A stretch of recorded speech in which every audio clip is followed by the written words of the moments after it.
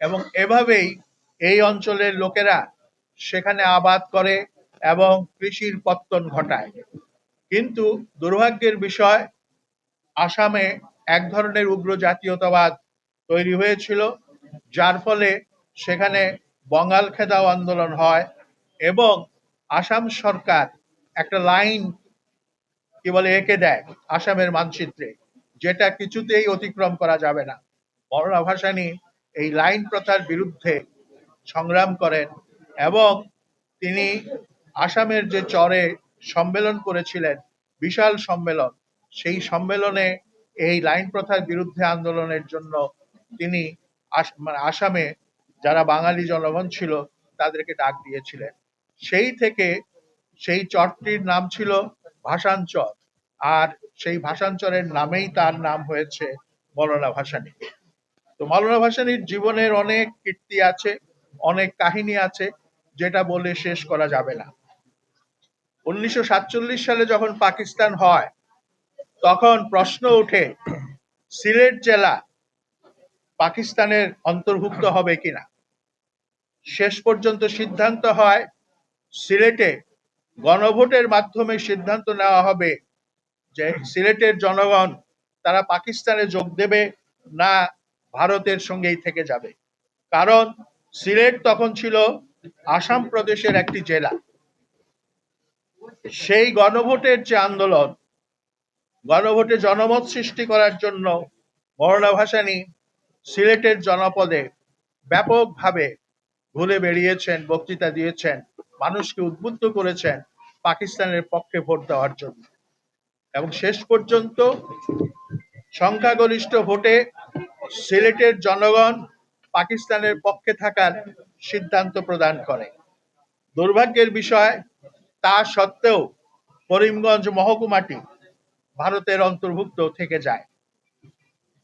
পাকিস্তান হবার পর তিনি তৎকালীন পাকিস্তানের গভর্নর জেনারেল মোহাম্মদ আলী জিন্নার সঙ্গে সাক্ষাৎ করেন এবং সেখানে গিয়ে তৎকালীন পূর্ববঙ্গের কৃষক, শ্রমিক, মেহনতি মানুষের দারিদ্র, দুঃখ, শোষণ, বঞ্চনা সম্পর্কে জিন্না সাহেবকে অবহিত করেন এবং এই মানুষগুলোর জীবন সম্পর্কে বলতে গিয়ে তিনি হু হু করে কেঁদে ফেলেন। জিন্না সাহেব মন্তব্য করেছিলেন, এমন আবেগপ্রবণ, এমন ইমোশনাল লোক দিয়ে রাজনীতি সম্ভব নয়। কিন্তু এটাও তো সত্য কথা, আমাদের মতো দেশে যেখানে বেশিরভাগ মানুষ দরিদ্র, বেশিরভাগ মানুষ শোষিত, সেখানে রাজনীতির সঙ্গে যদি আবেগ না থাকে, তাহলে সেই রাজনীতির কোনো মূল্য থাকে না।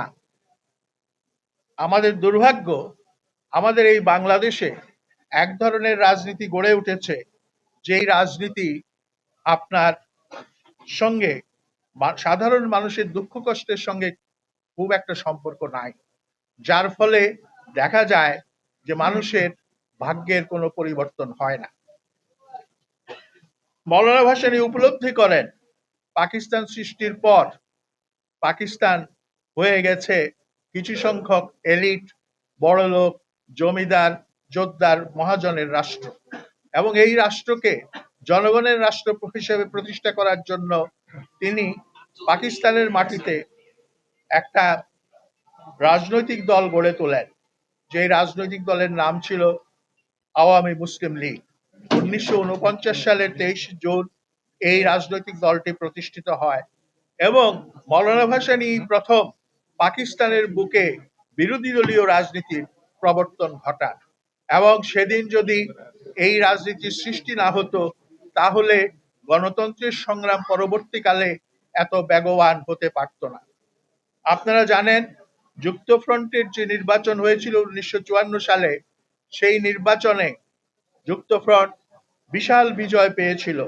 যেই মুসলিম লীগ 1947-এ পাকিস্তান অর্জনের জন্য বিশাল ভূমিকা পালন করেছিল, সেই মুসলিম লীগের কবর রচনা হয় তৎকালীন পূর্ব পাকিস্তানে।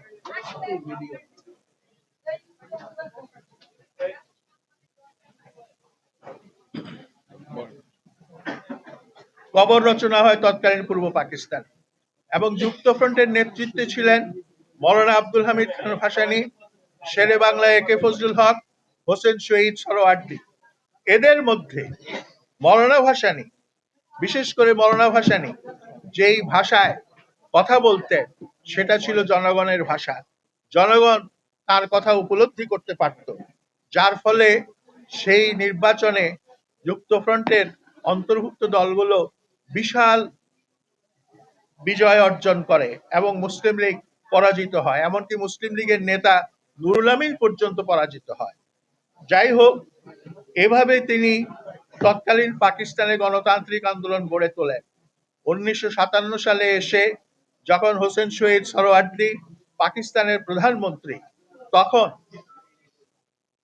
আওয়ামী লীগের একটা সম্মেলন হয় কাকবাড়িতে, এবং সেই সম্মেলনটা ছিল পূর্ব পাকিস্তান কৃষ্টি সম্মেলন।